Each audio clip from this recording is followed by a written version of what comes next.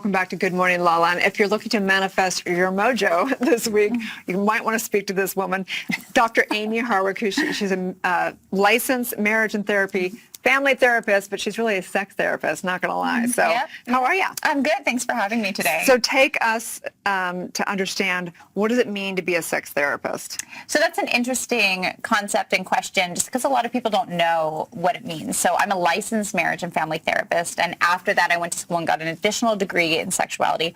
Most people don't know that in a program for therapists, a master's program, or even a PhD or PsyD program, there's usually like 1 unit of sexuality education, and all the other classes are 3 units. So it's a third of anything else you're getting educated on.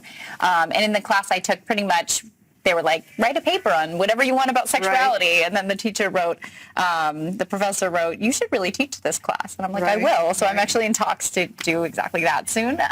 So interesting. So it's so minor, like the amount of education. So if you go to a therapist and they haven't sought out additional education or experience in that topic, they really don't know much about sex. So if someone's going, I think there's kind of like 2 parts to this, right? So there's somebody who might come to a therapist that needs that would say they have issues, if you will, and they're trying to overcome maybe some trauma or blocks or whatever it is. And then there's the other side of sexuality where someone's trying to maybe become more conscious and experience a whole new level of sexuality. So I'm imagining that you primarily work with people who are coming to you just described like my whole job. So let's rewind then.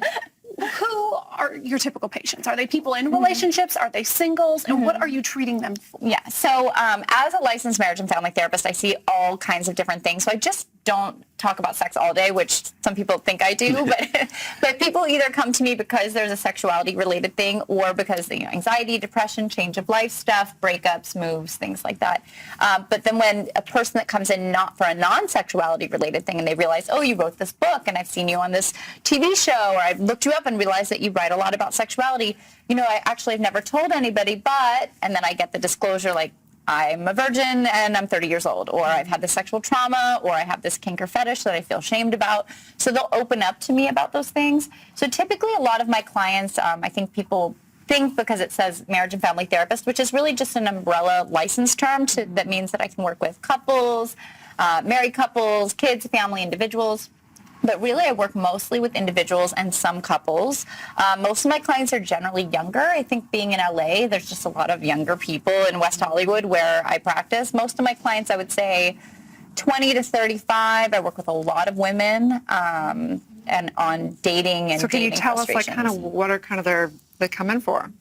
Well, a lot of depression, anxiety, but also some trauma. So like you said, there's like these 2 pools of experiences that I work with a lot. The trauma, problematic, I have an issue, or I have this thing I want to work on accepting myself for, or, growth-related things. So sometimes I work with people that have a kink or fetish, and a lot of times it's just about how do I make that work with my life?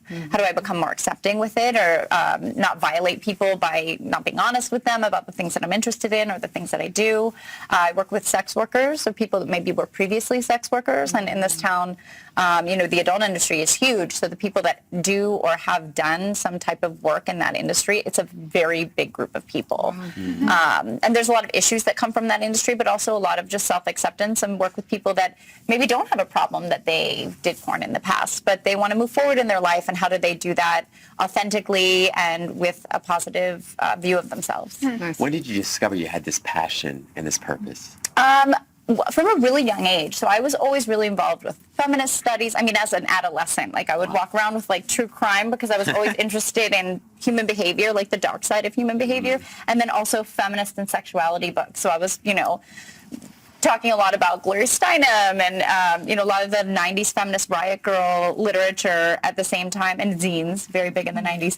And then also I was really interested in the serial killer stuff and all the macabre things. So that combination of just study of human behavior from a very young age kind of led more to how can I use that to help people and do something interesting and feel of purpose in the world. And this is something that's really fulfilling to me. Nice. Nice. Yeah. I know it's a really tough question, but if you were to distill down some of the lessons that you've learned and that you now maybe teach to folks, how would you distill those things down? I think of things like self-love and self-forgiveness, but for you, what would you say those top lessons have been?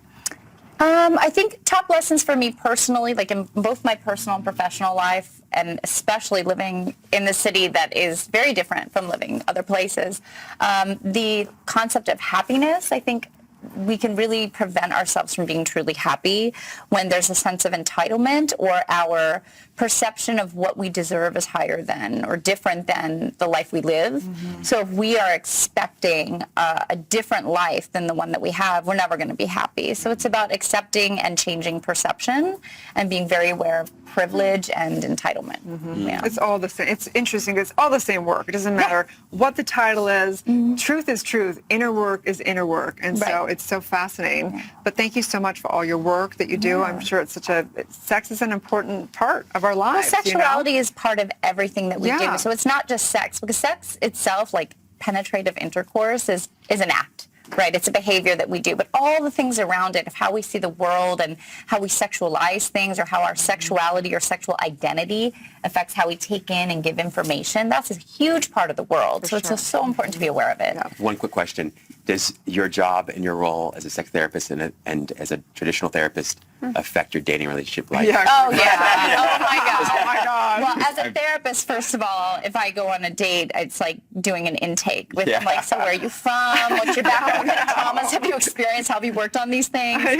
So it's already like being a therapist impacts those things. But then being a sex therapist, and it's interesting that, you know, and I can say this because I typically date men. So when I've had men in front of me and I've talked about sexuality in an academic or conceptual philosophical way, you know, I study sexuality, this is what I do with clients, this is what I talk about, that can become sexualized. So they might assume that I'm hypersexual, or that I want to do certain things, and that's just really not the case. That's separate from what I do, because we don't think about that with other jobs. Just because you guys talk on TV doesn't mean that when you go on a date or when you're sexual with somebody, you're going to want to interview them. And, it's true. and talk, maybe do. But, so I think the misconception about sexualizing sexuality, you don't always have to sexualize a sexual topic. You can discuss it as with any other topic. So I think on dating situations and things like that, I think there's misconceptions about what that means. So it's really important to remember, you know, not to sexualize everything all the time. I actually had a conversation with a group of friends this past week, and there was one guy at the table, and I said, you know, it's really unfortunate when we talk about these sexual topics that we sexualize them and you get turned on by them, but I'm just talking about it as a topic, not about my experience or my desires, just about culture, a cultural experience. And of course, the one guy at the table wrote me a direct message afterwards and was like, hey, let's hang out soon. I'm like, oh my gosh, like you were aroused or interested in what I was saying, and you thought that was a green light for us to get together, and it's not happening. So it's so interesting. Well, tell people where they can find you. So you can find me Instagram, Facebook, YouTube at Dr. Amie Harwick. It's Dr. A-M-I-E, that's how you spell my name, Harwick. My website is really just like an online business card, so not very exciting. But mostly Instagram. I share a lot of mental health tips and things like that. I'm in private practice here in West Hollywood. And then I'm the author of the New Sex Bible for Women, which is a great, just all-encompassing general book about women's sexuality and kind of where to explore and where to go from there. And the book is available on Amazon, I checked. Amazon and all the major bookstores. Yeah, it's the New Sex Bible, but it's not a Bible, so don't look in the Bible section, look in the sexuality section. Sometimes I see people put that there as a joke. And if it doesn't work, you can go to the Bible section. Right. Just kidding. Stay tuned, you guys. We'll be right back.